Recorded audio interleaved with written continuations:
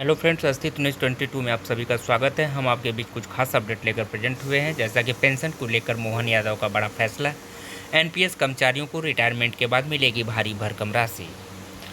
Mohan Yadav big decision. NPS national pension system लागू होने के बाद केंद्र सरकार अपने हिसाब से फंड मैनेजर चुनने के विकल्प की सुविधा 2019 में ही दे चुकी है, लेकिन मध्य प्रदेश में इसे अब लागू करने का फैसला लिया गया है। नए फैसले से अब कर्मचारी अपने हिसाब से फंड मैनेजर का सिलेक्शन कर पेंशन के अंशदान को इसमें निवेश कर सकेंगे। जैसा कि भोपाल में नेशनल पेंशन सिस्टम लागू होने से रिटायरमेंट के बाद कम पेंशन मिलने की कर्मचारियों की शिकायत को देखते हुए मध्य प्रदेश की मोहन सरकार ने एक नया रास्ता निकाला है।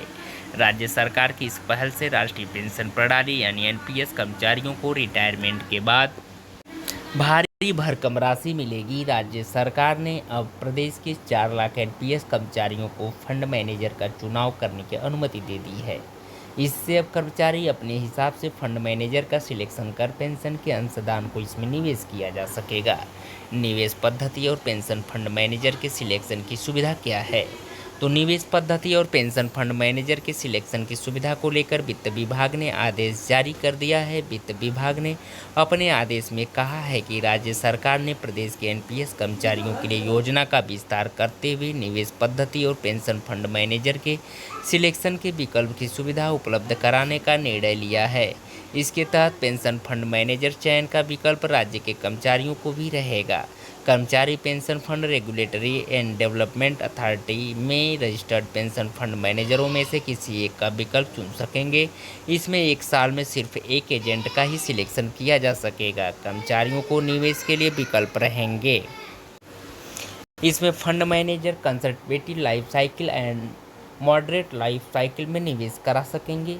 इसमें कंजर्वेटिव लाइफ साइकिल में इक्विटी में निवेश की अधिकतम सीमा 25% होगी, जबकि मॉडरेट लाइफ साइकिल में इक्विटी में निवेश की अधिकतम सीमा 50% होगी।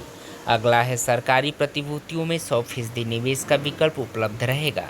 इसमें कम से कम जोखिम के साथ निर्धारित रिटर्न का विकल्प रहेगा।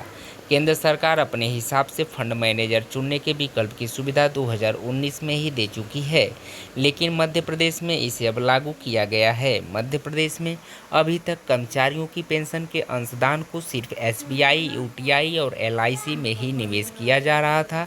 मध्य प्रदेश में एनपीएस कर्मचारियों की संख्या करीबन 4.5 लाख है। एनपीएस में 10% राशि कर्मचारी, राज्य सरकार 14% का अंशदान देती है। इस राशि को शेयर मार्केट में निवेश किया जाता है। एसबीआई, यूटीआई और एलआईसी के अलावा अन्य कंपनियों में निवेश का रास्ता खोलने से कर्मचारियों को अच्छा फायदा होगा। लॉन्ग टर्म निवेश पर बेहतरीन रिटर्न। शेयर मार्केट के जानकार संतोष अग्रवाल कहते हैं कि म्यूचुअल फंड निवेश का एक सुरक्षित तरीका है। इसमें फंड मैनेजरों की सलाह पर अच्छी कंपनियों में लॉन्ग टर्म निवेश किया जाए तो बेहतरीन रिटर्न मिलता है। इसमें औसत 10 साल का रिटर्न 20% है, वहीं कई बार रिटर्न 30% तक भी मिल जाता है। एनपीएस लागू होने के बाद प्रदेश सरकार द्वारा फंड मैनेजरों का विकल्प देना कर्मचारियों के लिए फायदेमंद साबित होगा। इसमें निवेश से कर्मचारियों को रिटायरमेंट के समय मोटी रकम मिल सकेगी। उधर मध्य प्रदेश कर्मचारी मंच के प्रदेश अध्यक्ष अशोक पांडे कहते हैं कि एनपीएस में प्रदेश सरकार द्वारा इस नई सुविधा से कर्मचारियों को अधिक लाभ प्राप्त होगा।